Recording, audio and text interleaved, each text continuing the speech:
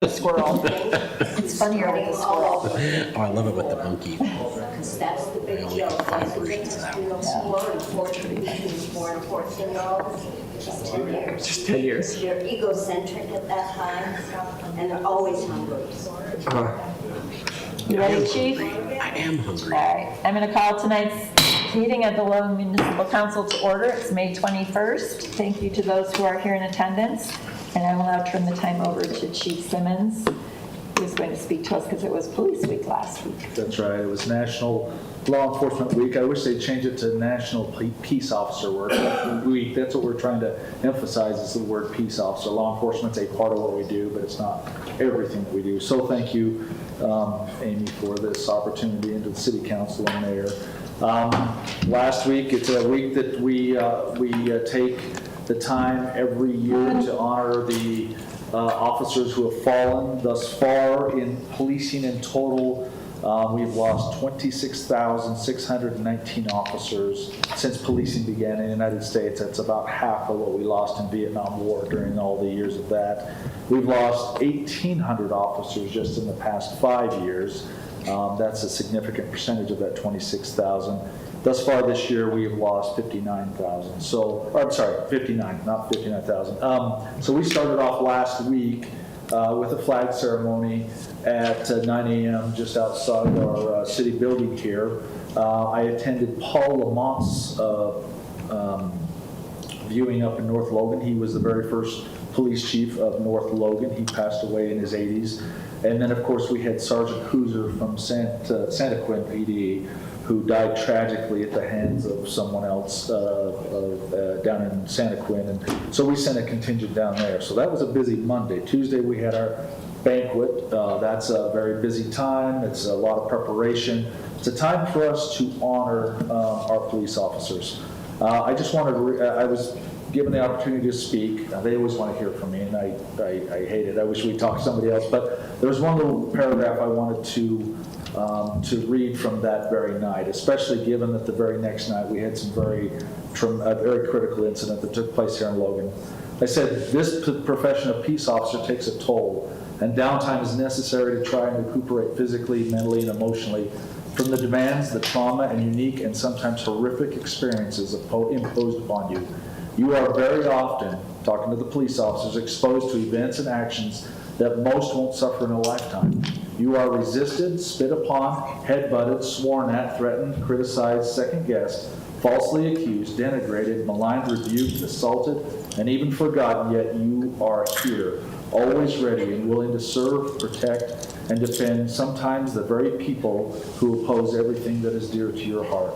You do all this with respect and civility, and patiently take the barbs and insults that deeply wound.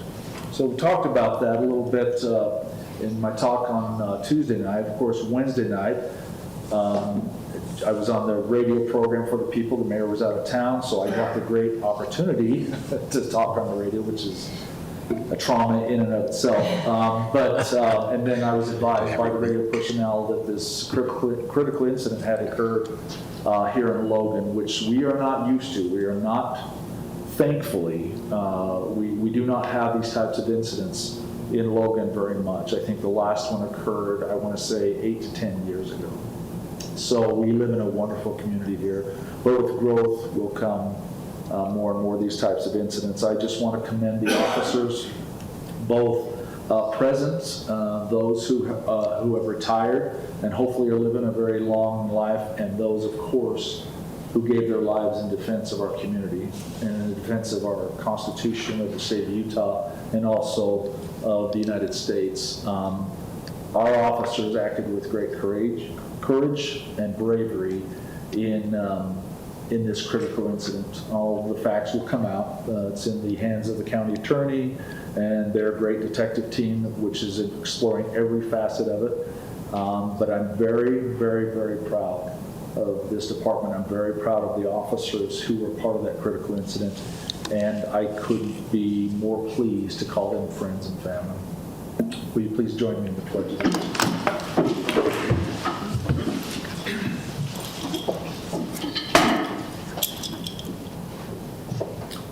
I pledge allegiance to the flag of the United States of America and to the republic for which it stands, one nation under God, indivisible, with liberty and justice for all.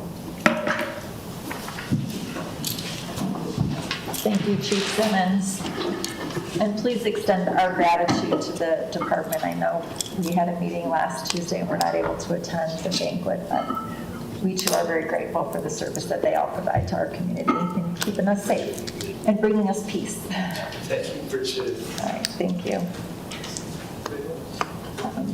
At this time, I would entertain a motion for acceptance of the minutes and approval of tonight's agenda. Donald Jump. I'll move for acceptance of the minutes and approval of the agenda. I'll second the motion. Any questions? Change? Okay. All those in favor, please say aye. Aye. Any opposed? Okay, the minutes are approved, and as well as the agenda. Just a reminder that the Logan City Council meets every first and third Tuesday of the month. Our next meeting will be Tuesday, June 4th at 5:30 here in the council chambers.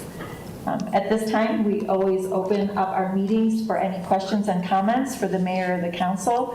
Anyone who would like to come and raise a relevant question or comment to us is welcome to come up. Please just make sure that you have signed in outside with your name and your location. And as you approach the microphone, please identify yourself, where you live, and we ask that you keep your comments to 3 minutes. And please remember that civility and respect is always greatly appreciated.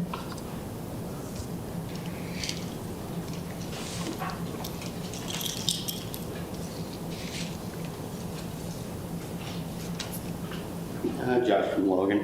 Sorry I missed you guys last time. Just wanted to point out, I don't know if you guys have been following this, excuse me, the Bergenal Hall in Salt Lake City. They're talking about tearing it down. The city, the SLC, the city's talking about tearing it down. They got like $200 million, they estimated that it would cost about $200 million to bring it up to ACA or ADA codes and the earthquake, earthquake proof and stuff like that. I couldn't help but notice that a lot of the things in those articles were very familiar to a certain church that we had down on on First East and the Second. Third South? Yes, Second South.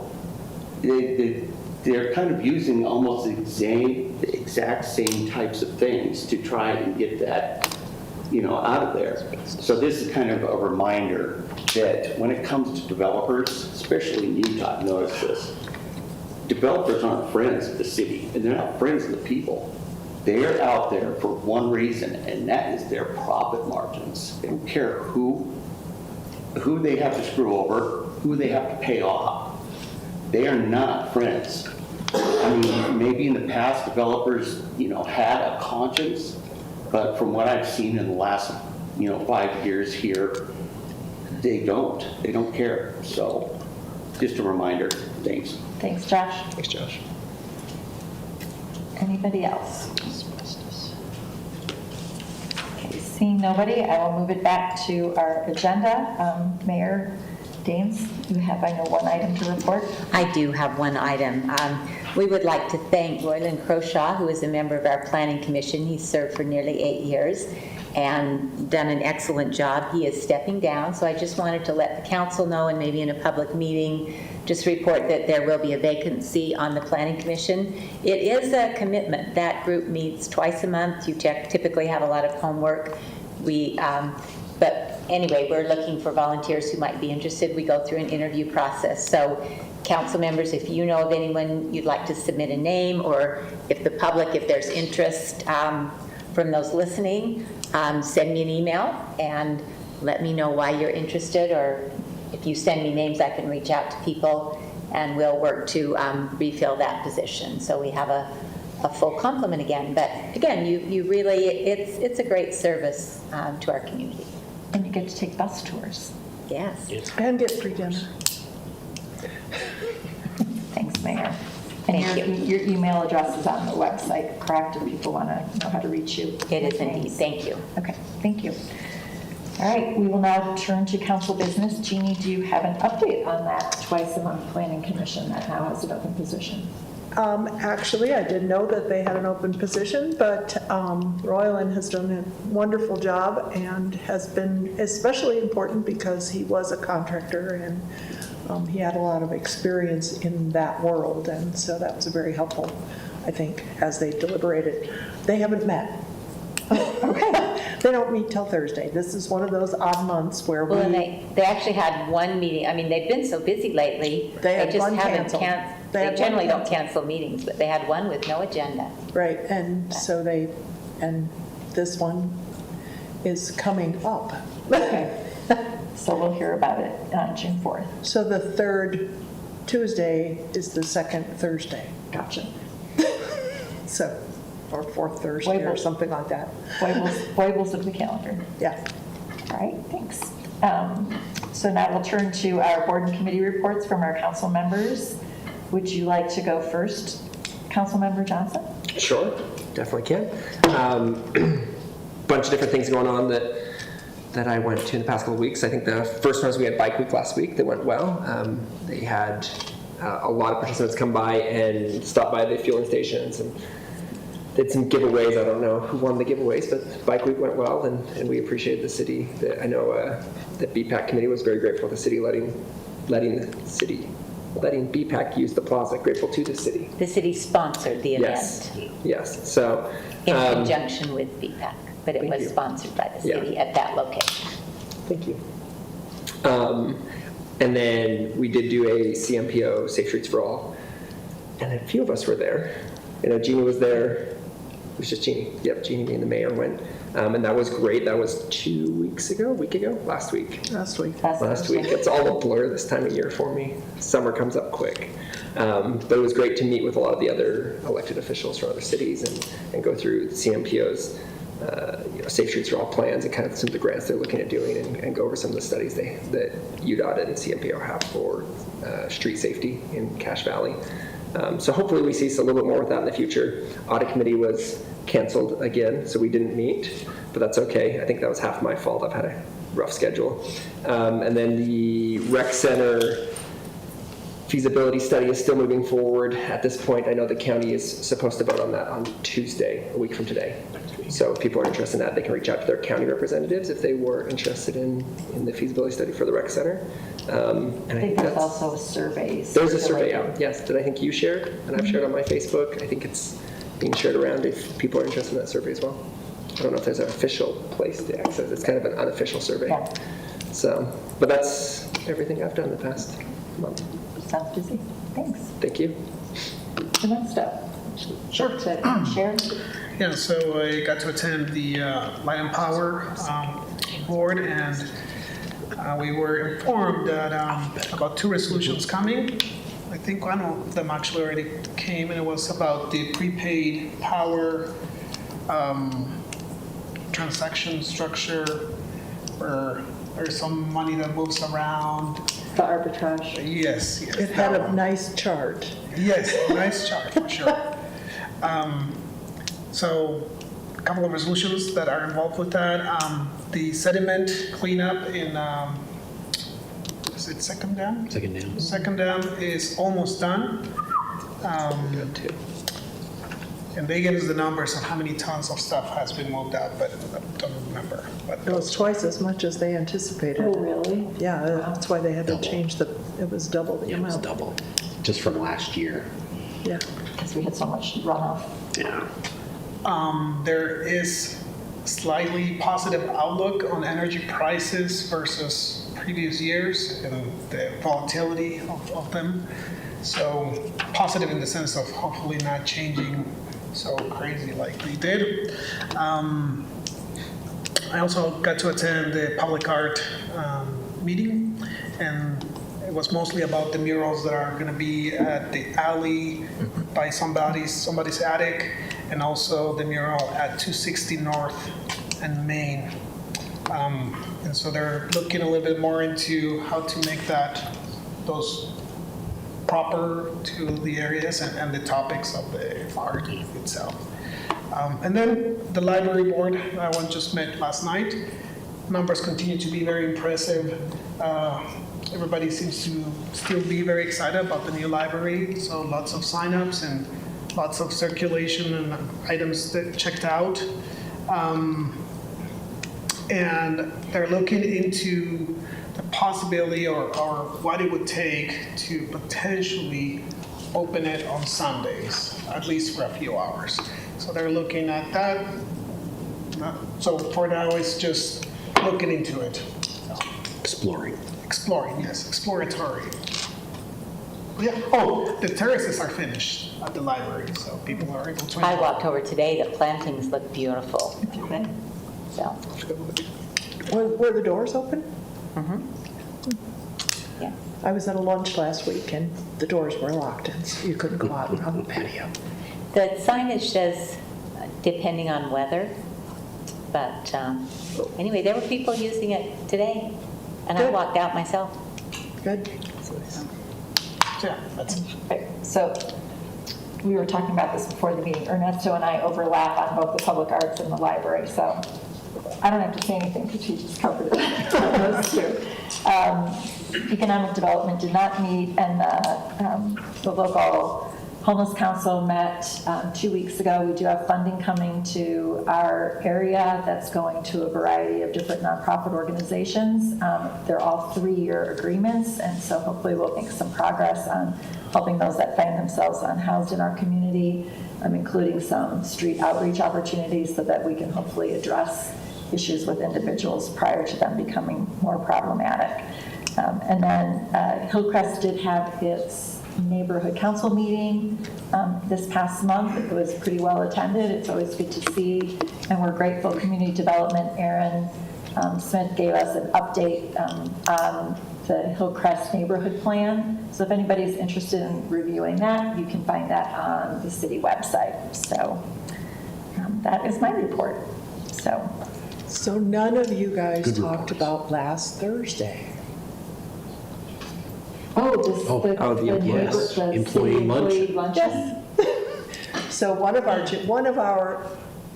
of the things we get to do, it's not have to It's a do, we get to privilege. do. It's a privilege. We, the city offers lunch to the employees at least once a year, and we as a group show up along with all of the department heads and serve lunch to the employees. So it was fun. It was at the park. It was a nice day. And thank you, Ambry, for organizing that. Yep. Ambry, Ambry. City. It was great. It was a great day. I saw you riding home with your lunch Thanks for balance. the reminder, Jeannie. Balance in the middle. Things tend to blur these days. All right. So we do have one remaining council budget workshop. It will be next Tuesday, which is May 28th, here in the council chambers at 5:30. That will be chaired by our illustrious co-chair, Mark Anderson. I'll be participating virtually for that because my sister wrote a second novel and her book launch is in San Diego, and it's something I cannot miss. So the city is important, but That's a good- sometimes that's a good family reason is to be gone. important That's a good too. reason to be gone. Exactly. I'm very proud of her. Like, And that is, I should have pulled it up, library, Do you want me to pull it up for you? yeah. Public works. Public Light and works. Power, Library, Police, and Public Works. Okay, are the 4 areas that we're And going to be. Ridge gets time again. What? We're going to be focusing on. Give So, much time again. again, Yes. the city budget is available to review on the city website, so if anybody would like to peruse all, what is it this year, 302 pages of the budget, We're going to condense. they're encouraged to do so. And if you have any questions, there is a guide that you can look at to see what department is on what page, so it makes it a lot easier to find. So if you have a specific interest in, for example, light and power, you can go directly to that section of the budget and see their revenue streams as well as their expenses. All right, we'll move on to our action items. We have 2 this evening. Both of those have public hearings. The first was continued from our June, No, they oh, were we're asking to continue, sorry. Mike, that wasn't, I'm reading this wrong. There is a request to continue that. Mike, is there anything you want to say about that? No, we wanted to line up when you do the annual action plan at the same time. It's all in a resolution and workshop the annual action plan. Okay, Cool. I move that we continue Resolution 24-14 until June 4th. I second that. Is there any discussion? Works for me. Okay, all those in favor, please say aye. Aye. Any opposed? Okay, Resolution 24-14 is continued to the June 4th, 2024 council meeting with a public hearing. Our next public hearing, or our only public hearing then for this evening, is on Resolution 24-15, which is a budget adjustment. Rich, would you like to walk us through that? 3 items to consider. The first is request to appropriate $500,000 of electrical connection fee revenue toward the associated expenses. We budget for a nominal amount this year, mostly earlier in the year. We exceeded the budget, so request to appropriate. We've received those revenues already. Second is request to appropriate $1,107,340,000 of Environmental Protection Agency federal funds toward the green waste facility, also known as the barn. Oh, it has a name now. Mark, It's more than that. We have a big, I'm so glad. that big You named asphalt, it big appropriate. pad, and they have Are we the gonna paint it windrows. bright that red? go- Actually known as what? The The barn. That's the barn. Mark, what's it called? The barn. Oh, that's his idea. That's Barn? my idea. Like Yes. BARN? The barn, yeah. Like he- It's not going to look like a compost facility. It's going to look like. Eventually, we anticipate selling compost to the public at the facility because the mixture of the green waste and the, I know. and the sludge from the water treatment plant makes great compost. We went to that after you- tour.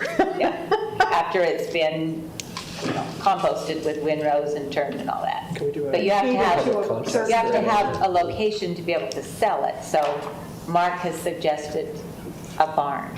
We think it'll be great agricultural fertilizer, but also for people's Sorry, it went gardens. away. Oh, you made it. I saw it.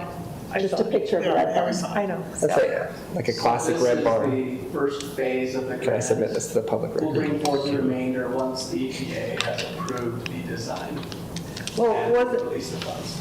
We just barely got clearance to move the green waste facility from where it is over across the street from the EPA? No, That was on us, but the no, grant portion it was the of Army Corps. the, no, We got Army Corps approved, we just barely got that as well, so. we got all kinds of approvals. But there will be another portion that'll come forward later probably next year. And lastly, request to appropriate $10,000 of donated funds toward the summer concert series. This was donated by Cafe Sabor just in Hamilton, and we appreciate the donation. And that's for the concerts at the plaza. All right, any questions for Rich? All right, this is a public hearing. Anybody who would like to speak to Resolution 24-15, please come up to the podium, state your name and where you live, and please keep your comments to 3 minutes. Seeing nobody, I will bring this back to the council for action. I'll move acceptance of resolution 24-15. And I'll second that. Any further discussion? Seeing none, all those in favor of Resolution 24-15, please say aye. Aye. Any opposed? Resolution 24-15 passes. That's the end of our action items for this evening. We'll now turn to our workshop items. Our first is another budget adjustment for 23-24. This is Resolution 24-17. Rich, would you like to share any insights into this one? I know some of it's the road project for the oval about. It is. So the first is request to appropriate $1,225,000 from the cost share agreement for the 12th East Oval about. This one is kind of complicated, but the essence of it, these are some of the infrastructure items that will be funded by USU. The city will maintain in the future. There are other components of this project, but essentially USU is funding these improvements. And the other one is a request to appropriate $23,206 for police overtime shifts. These are overtime shifts that have already occurred, and we have been reimbursed for them. So request to appropriate those and increase the budget. Any questions for Rich? The oval about is right there by the cemetery, correct? That's I the want one to that's call it, south, I want to call it the Aggie and then Oval. the other one's The Aggie Aggie Oval. Oval? Uh-huh. I like Or that. is this the That one works. that's by the tennis courts, by the USU yeah, tennis it's the one courts? south of the cemetery by the tennis courts. And then the one, There Yeah, are there's- two. yeah, There's and the two. north one will be round. Paul, do you want to come and answer the No, question the about south what one will The be north, round. the north one will be the Aggie Oval. Okay, is that what we're calling it? That's what I've always called it. Paul Maybe says everything no, we're not calling it Aggie that. oval, I like that. It's a peanut about. A peanut? A peanut? A peanut about. Peanut. When you He's see referring it, to the shape. when you see it, you'll know. There are two roundabouts being constructed, one at the northeast corner of the tennis courts, which is the south drive, just south of the cemetery. The other one is the peanut about, which is located The at, Aggie Oval. I prefer Jeannie's term. at We're gonna the put an Nice A in the peanuts middle, statue in the middle. northeast corner of the cemetery, between where 1,000. right by the triads and Yep. the former Morm dorms. That is the location. Okay, and so this funding is for both of those projects, not one or the other? Correct. The majority is the Peanut about. southern roundabout, the roundabout. The roundabout, Correct. okay. And I saw signs there closing that street starting the 28th, is that Yes. correct? Week from today. They'll get underway and Bang we'll be it out. done before winter. Knock on wood. Before school starts, hopefully. No, we will not. They do have a couple of dates of home football games that they've negotiated with the contractor that it will at least be passable, not finished. But they've tried to work with the university on some of those bigger event days to, again, construction's just a pain, but you have to get it done. Thanks, Paul. And once you start, you Thank can't you. stop. Thank you, Paul. All right, any other questions on Resolution 24-17? All right, we will move on to Resolution 24-14. This is the consideration of the Community Development Block Grant Annual Action Plan. Thank you, Amanda, for walking us through this. Sure.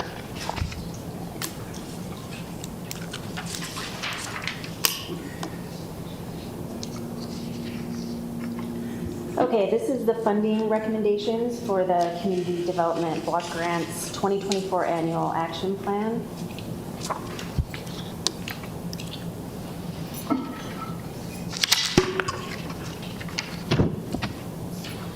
The annual funding goals are to invest 60% of funding towards infrastructure, 20% towards public service providers, 20% towards admin and planning, and housing.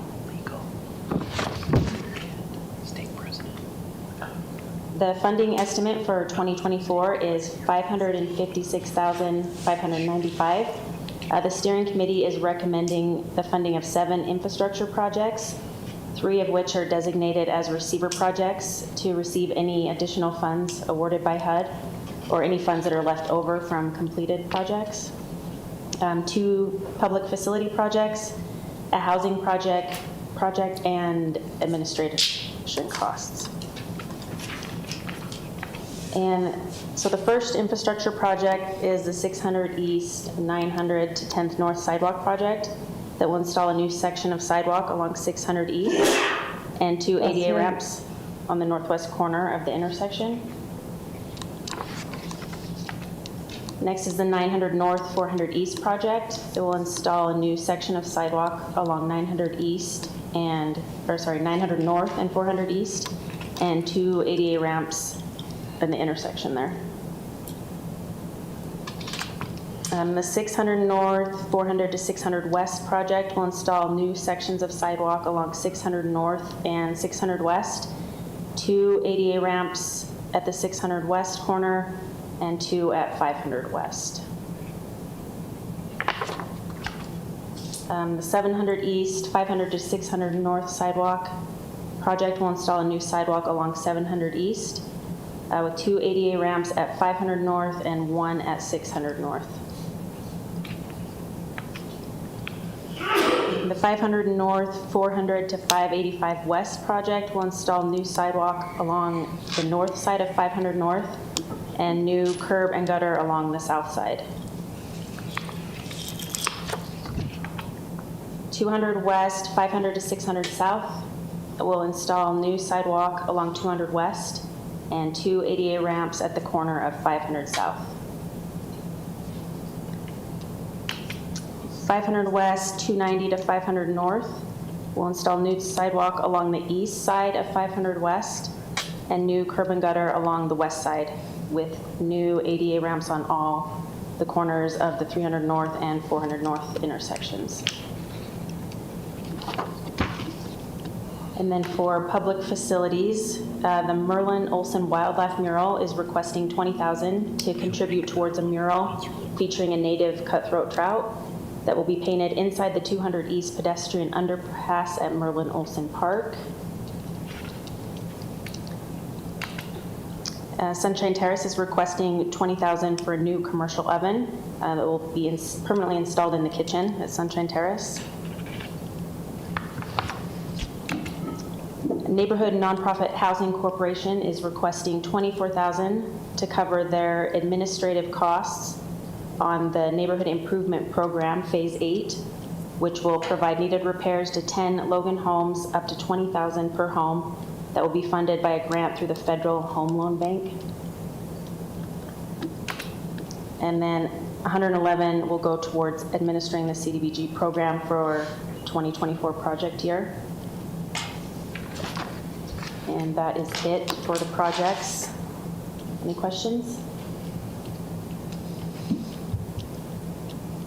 So, I know I got an email about a sidewalk over near Lundstrom Park. Did that get Removed? moved out? That was funded last year. Oh, that was last And I year? think So she we was feel wanting this- to Oh, okay, change it some. okay. So it's just funded but not complete. Right. Okay, thanks. That was one of my questions. I'm assuming all the homes that will have a sidewalk built in front of them will be contacted Yes. to let them know. What time frame do we contact them before we Public start the Works said construction? they contact, or Streets Department, one of the two, couple days. Okay, so they just a told few me. days' notice. Yeah, I think they said 72 hours. Do you know, Paul? Yeah, we require 48, 72 hours notice of any interruption of access or anything like that. That's from a construction standpoint. We don't do any notifying as far as just future project through the CDBG program. Does that make sense? Okay. So any of these residents, they'll just know 48 to 72 hours in advance. Yeah. Okay. You get a sidewalk. Or they can pay attention to the CBDG funding. Yes. Everyone checks that daily. Yes, they do. I haven't You get a notified sidewalk in front of my anyone. house. No, any no worries. I was projects just so curious. far, Well, so. Yeah. I'm Well, just- they But haven't you've been got- approved yet, But so. where you've got some projects that end up being receiver projects, they kind of have to do them in, they don't know which order they're going to end up doing them in, and, Yeah, no, I was just curious. yeah. It wasn't I think the only complaint, it was time just they a- went, I know we did one CDBG project that was rather large and involved some bigger trees, that we spent a lot of time with the neighbors in the area talking to them about those trees and how we were going to work around them or remove them and replace them, so. Forestry Board. Any questions for Amanda on any of the projects? That's really. Thanks. Thanks, Amanda. Appreciate it. Thank you. So we will have a public hearing on this at our next meeting on June 4th. So any public comments that would be made on that will come up at our next meeting. Our next workshop is on Resolution 24-16. This is consideration of a revised power residential, commercial, industrial, electric rate schedule. Hi, Mark, come on up. He dressed up again. Always. I think we've pressured him into this Yeah, I idea that he feel has to wear a pressured. tie. I know it feels like we just did this, but we did something different, but in the same document. So this has a couple of things in it. One is we had this buyback rate for solar power that kind of ratcheted down as we had more solar installed in the city. So that language is all in there. We've hit the lowest buyback rate because we have so much solar installed in the city. So I kind of just took that whole ratchet down language and just said this is what it is, just so it's less confusing for those who read the rate. The other thing that's in there is we've increased the amount that we're going to allow residents and businesses and USU to install as far as, we call it distributed energy, but it really means solar. So those limits have been raised. And then finally, we had the rate study done a couple years ago, and Rich got along really good with the consultant. But his suggestion was Yeah, a he did 2% increase per year, and so that 2% for this coming fiscal year is included in this as well. That's kind of the meat of everything, and some cleanup, minor cleanup stuff. So if we've lifted the caps on solar installations on, Not caps, we didn't lift them. We increased them. what does that mean? You just, Well, we used to Means we can allow have only more. 10K kilowatts per resident, now we allow 20. And then everything else, commercial, industrial, USU, we capped it at 500 kW. And we've changed those to, those on the smaller commercial rate can go up to 1,000. Okay. Those on the large industrial rate can go up to 2,000, and USU can go up to 3,000. does that increase our buyback amount? No. I mean, not Well, I guess- dollar per kilowatt, but kilowatts to be purchased. It could in some cases. For example, if somebody tried to jam 20 kilowatts on the resident, not many places can accommodate that many panels. But conceivably, they would be overproducing, and we would be buying their energy, their excess produced energy. But for example, USU, their loads, and our industrial customers, their loads are so large that it's doubtful we would be buying much back from them. Okay.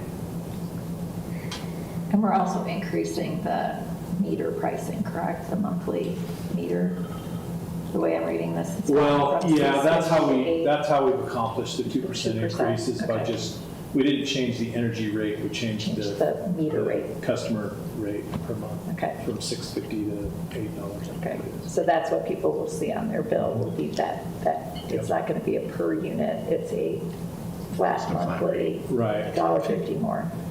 And that helps us too, because we have a lot of fixed costs that we have to pay regardless of whether customers have solar or don't have solar. And so this affects both customers equally.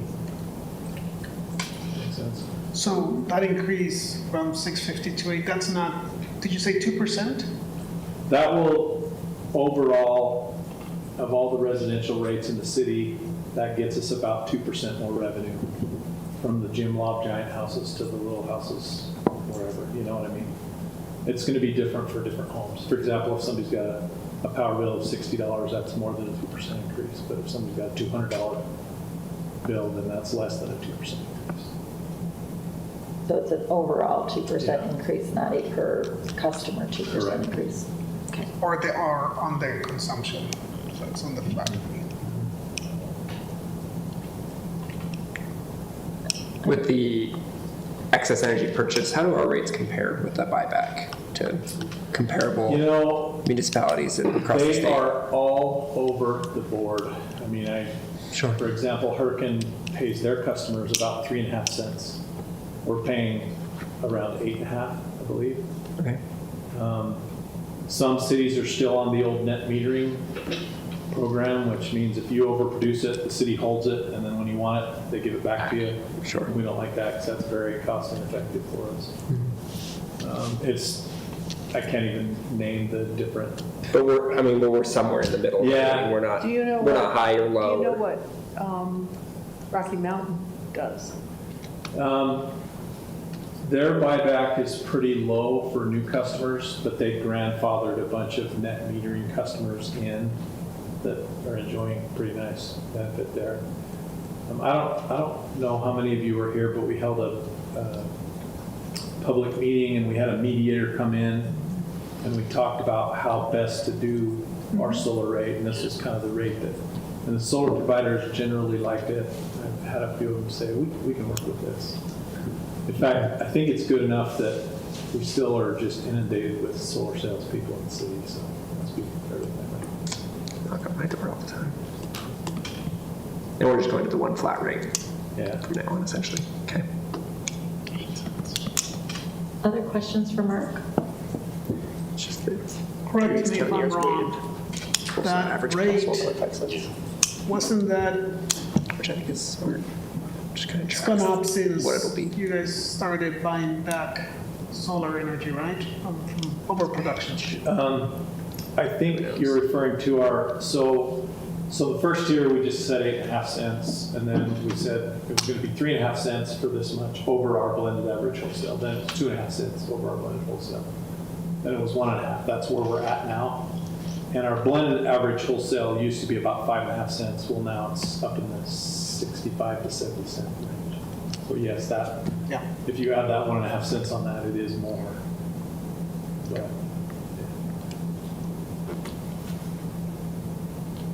Other questions? Okay. Thanks, Mark. You bet. Appreciate you. Thank you. Thanks for keeping the lights on for all of us. Because we know it's you out there fixing all those down power lines. Me personally. Just kidding. In his suit and tie. He's holding the ladder. He's holding the ladder, that's it. All right, our next workshop is Resolution 24-18. This is consideration of a resolution designating the closed area for ignition of fireworks.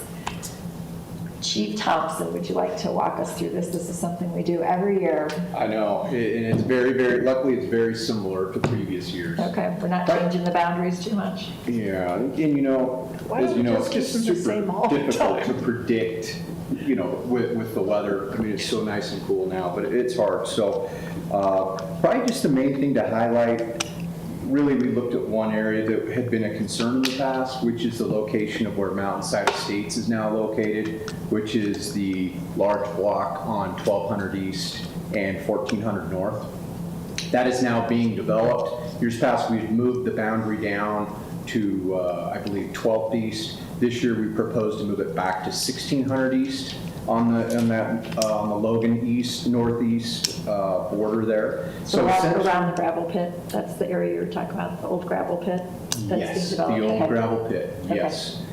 Yeah, and it is currently being developed, so most of the risk that was there has been mitigated just by the development. Obviously hydrant placement, roads, everything else, so.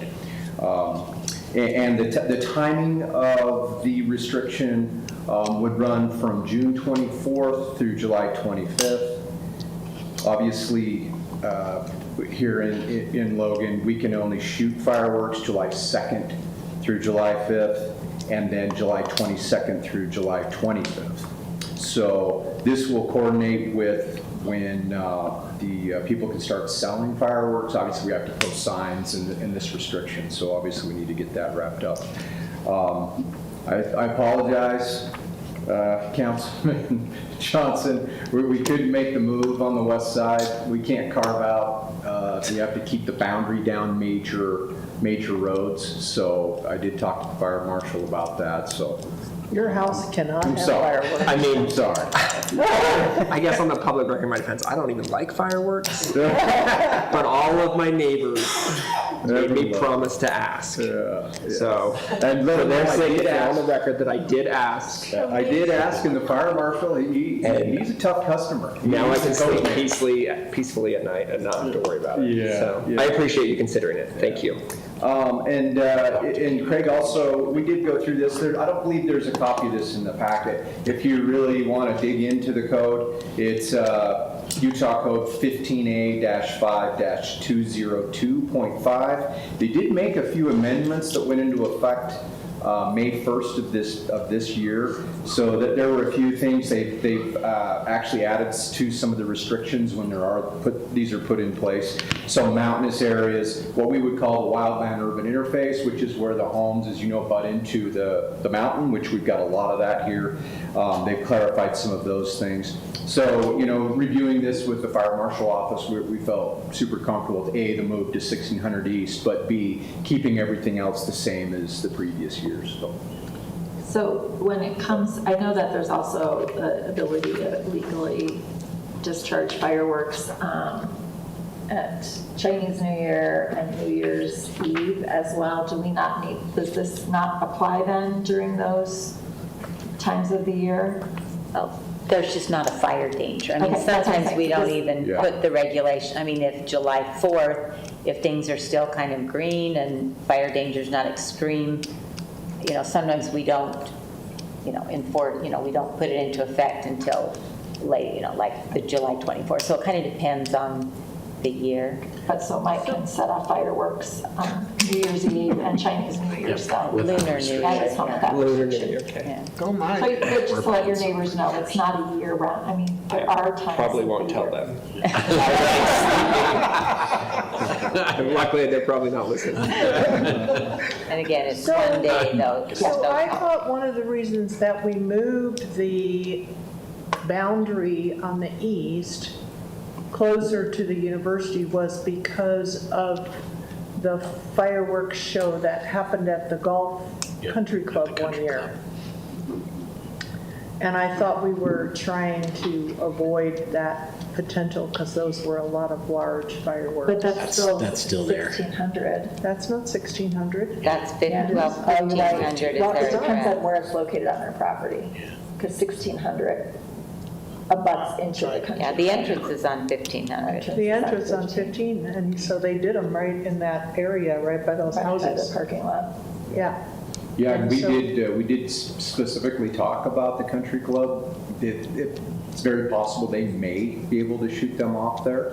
And discussion with what's around that area, where it's pretty much green and taken care of, Fire Marshal Humphreys felt comfortable with that happening there. The boundary pretty much cuts right down through the I think the neighbors were a little upset about that. Again, they as well. should contact their legislators because they're Yeah. state legislators. Again, it's, as you know, fireworks is a state law. Yeah. I know. As far as the days they can Well, I just discharge. didn't know. Yeah. And can you explain, there's two little white spots, one in the north and one on the south. On the east I was side. going to ask about those too, because there's the one like kitty corner from my neighborhood that there are now houses in, but you're allowing. Yeah, so without, Because that's River Gate development there, kind of on the south, here? central west. Yeah, there's Yep. two little, yeah. there's Yeah, so two I'm little- assuming those are unincorporated areas. That's now developed, that one inside the box. Yeah. There's houses there now. Yeah, but so has it been brought into Logan City? Because my thought was that was probably unincorporated, but I can confirm that. I mean, isn't the black with, line? The map company, with our GIS before I'm we pretty sure it's in Logan City. print those. Let me check that with Craig, because I was under the impression that was unincorporated. No, yeah, there's 80% of multiple houses out there already. They're almost done. Yeah, They'll it may be just be a used bad draw, so we'll confirm on that side, because there has been a lot of growth out there. And on that, it looks like you have you don't allow fireworks within X distance of Open field. open fields, Yeah. unbuilt areas, undeveloped. And- What is that rough? I mean, is that something that we can? 200 feet within waterways, trails, canyons, washes. Okay. So, and then of course I just talked about the wildland urban interface. The other thing that would take into account as well would be water supply and accessibility for fire apparatus. Once you start getting out there, you don't have to get past your neighborhoods. Right. Not a whole lot of availability in water supply as well. But let me double check on some of those little areas just to make sure, because there has been growth out there. Yeah. I say that, I believe that development is incorporated in Yeah. part of Logan, but Is the signage bilingual? Is this, sorry? Signage, the signs that the fire department posts along the boundaries. perimeter, is that bilingual by any chance? Are they available? Bilingual. Bilingual in English and Spanish, or is it They just in are English? currently not. No, they are not.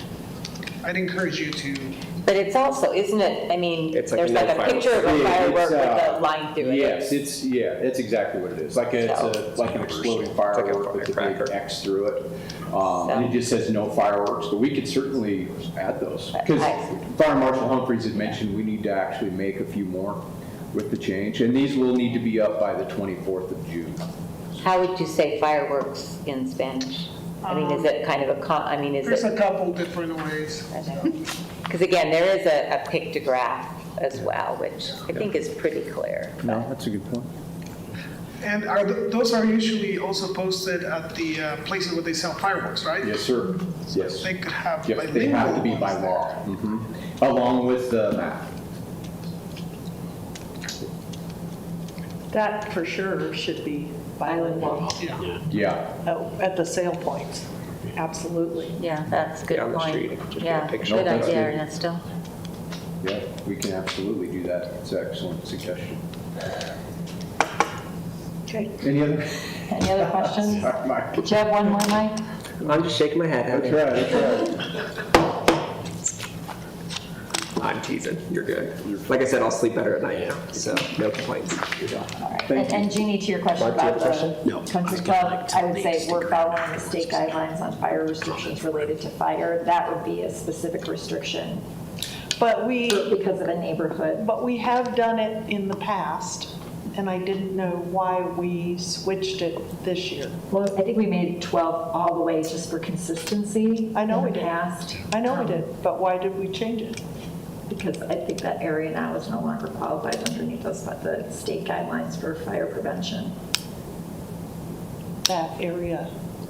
The areas around the garage Between pit. 12th and 16th is now, Yeah, what I'm hearing the is that drought we no pit was the longer, major was the drought. decision factor on that. Because one, there's for sure. still a lot of open, There's some, for sure. Yeah, there's some, Behind the but the apartment accessibility system. into it with the roads, now that they've developed the roads and hydrants and things like that, it's much more accessible than it had been in the past. okay. And so as Fire Marshal Humphreys looked at that, he was, I just thought it was fire danger. I thought that, I thought that we were concerned that we didn't want large-scale fireworks in areas where it could turn into a very large-scale fire. I mean, Which I think is if right. that is an- years If that is an with the issue, drought. what they do with, if there is drift from that to the east, it is pretty close to, And I just don't know. I'm just asking the question.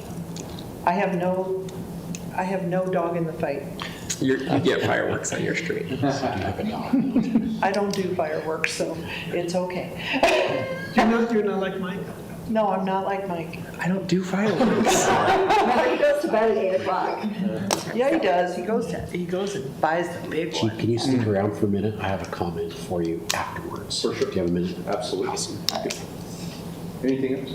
No, thank you. Chief, you appreciate it. All right, our last workshop is ordinance 2411. Craig, do you want to walk us through this? Yes, this is an amendment to the penalty provision in 6A.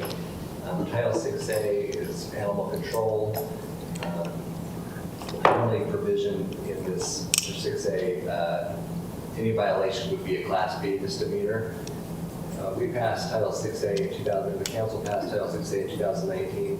2020, the legislature passed 103.703, which made criminal penalties for anything involving pets could only be infractions. So this is to bring our code in compliance with state code. So if it's your own pet, if it's not your pet, it's not an infraction, correct? There are a The way I'm couple of reading this? exceptions. One, if someone has a pet that has 3 violations within 12 months, it can be a Class B misdemeanor. And the other is if it's a nuisance and a danger to the public. Okay. So if there's a dog out there running rabid, that could be a Class B misdemeanor. Okay. So you didn't see that one in your version of the code amendment. It'll be in the next version. In the full one, okay. Any questions for Craig? Nope. Sort of. Do we, and I'm going to pull the new guy card here, and I'm going to pull Chief Simmons in on this one a little bit. We had that email that we went back and forth with recently regarding that animal on, it was just east of Main Street, like 3 and South. You remember this email conversation we had? Yeah, lots of. Vaguely. 400 South, 100 East. Jeannie remembers the address, 400 South, 100 East. What is the, I mean, when we look at issues with pets running around causing problems, do we have like a threshold of, because this is what I was brought up to by residents, because I had a couple people come and talk. I actually ran into one like a week ago in a park, and it was one of the ones who'd emailed us, and they said they felt like we need to have a better way to to like document the time frame and the issue with animals running around and causing problems and being a nuisance and being a danger. And I was just wondering if you can clarify for me what that is in our code. I don't know that our code specifically says it, but once they're cited, that date of the citation happens, or even a warning, I think, right? Yeah, You generally would try to start with a warning. Okay. Just to let people know, hey, the first time could be an accident or whatever, but generally when they go back, then it's going to be a ticket and continuing tickets until the problem is resolved. But what happens if the animal bites somebody? Then you're talking about a whole different level there. If it's bitten someone, then it more likely would be quarantined for 10 days to determine if rabies is a part of that problem. So we'll quarantine it and then take action from there. It's required. And that's where the violation would be more than just an infraction. Okay. It's become a nuisance and a public health hazard. And what is the difference between an infraction and a nuisance? So an infraction would be up to a fine of up to $750 and no jail time. Class B misdemeanors are fined up to $1,000 and up to 6 months jail time. And what's the difference in the definition between an infraction and a nuisance? Well, an infraction is a penalty. Definition of nuisance in state code, in fact, I'll read it to you. Anything that would cause injury to the health, indecent, offensive to the senses, or an obstruction to the free use of property so as to interfere with the comfortable enjoyment of life or property. That's the definition of nuisance, state code. So, yeah. Offensive to the senses is one of those elements, but. So hearing is a sense, smell is a sense. Is that what they mean when they Taste say is a senses? sense. If you've got, Sight is a sense. if there's a foul odor from a pig farm or something, that's, I mean, there's other issues at play with that example, but it's coming into your property that potentially. I mean, someone who's not cleaning up their dog in their backyard and it makes a foul odor, that would be a nuisance. Yeah. And we would do a warning on the first time. Generally, yes, we try to. If it's repeated offenses, then we yes. Okay. And so if it's a dog running around a neighborhood that's been called in multiple times, I guess the issue, and you were on the email too as well, Jeannie, I guess, the issue that this resident brought up was that they felt like they had called animal control numerous times and animal control had showed up and said, well, I don't know what you want us to do. The dog hasn't done anything yet. It's just running around the neighborhood barking and being aggressive, but it's not doing anything, was what that email thread was. And I was just wondering if we... Yeah, that should be perhaps a warning for dog at large. So it'd be a nuisance or a dog at large, okay. Part of the issue we are having currently right now is that the new doggy jail is full.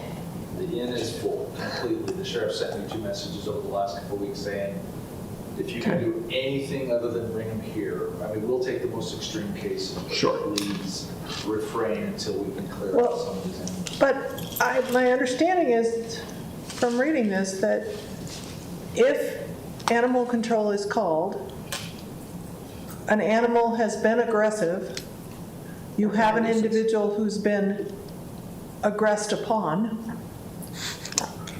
and the individual who owns the animal says, well, I don't know what you're talking about. It seems to me that It's a he said, she said. It's a he said, she said, but isn't there a way for us to cite them or give them a warning? If there's probable cause to do so, if there's evidence to suggest that in fact there have been, if there's bite wounds or if there's, marks or something like that, just like any other kind of case, like an assault case, you still have to have probable cause in order to cite, in order to even get it through court. But in the case of an animal. A nuisance. And it's going to be, I mean, if you video it while it's happening or something like that. What I'm trying to get at is people call over and over and over again about the same animal, and people are told over and over and over again, what do you want us to do? Well, in that case, then I would hope that they would call the police department administration, let us look into that and find out what's going on. I can tell you our animal control officers are very responsive, they're very responsible. I know that. And they do take care of things, but if there's a case like that we need to take a deeper look into, we're happy to do this, they need to call the police department directly and ask for the supervisor, let us look into it. Does multiple nuisance calls kind of count as, I mean, does that work towards evidence for anything of like we've called 5 times, or is that kind of, I'm mostly just looking for education here. I hope I don't feel like I'm drilling into something, but. You've always got to carry your burden of proof. So they Sure. have that probable cause issue citation, and then if they were to go to court, they have to prove it beyond a reasonable doubt. So there's always that burden. So video evidence, bite marks, witnesses that observe it, that sort of thing helps. Nothing's simple, that's what Yeah. I'm going to say. Nor was this, I didn't mean to like dive into it that much, Greg. I appreciate, and Chief Sorry, Simmons, I Greg. appreciate the answer. Thank you. And one other note there too, our animal control officers take more calls.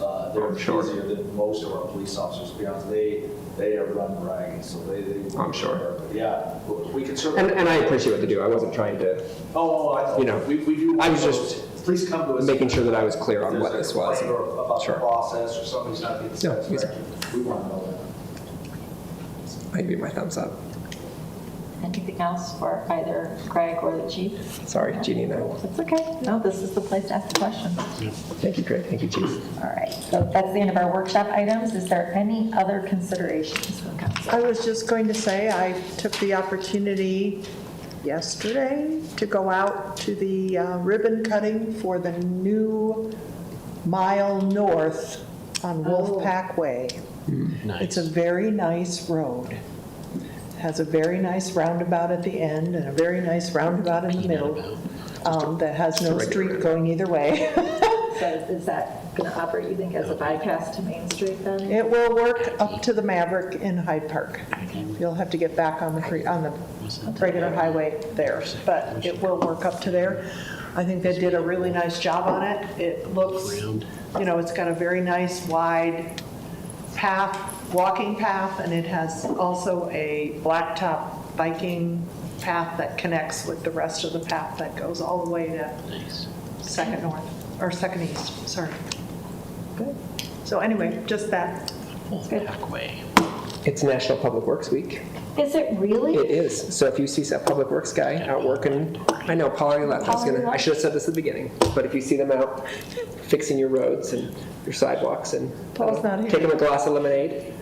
I tried to wave as I was shoveling out the canal in front of my house because it has so much gravel and stuff in it. It was running over the road, and the guy was sweeping. And I was in the road with a shovel, and he swept right next to me. And I looked at him, and I was going to wave at him, and he wouldn't even look at me. He just went right on by. But yeah, say thanks to your public works guys this week if you see them. I can do that. So Anything else? Mark, That's all I got have. anything? No, I did not have anything. Good.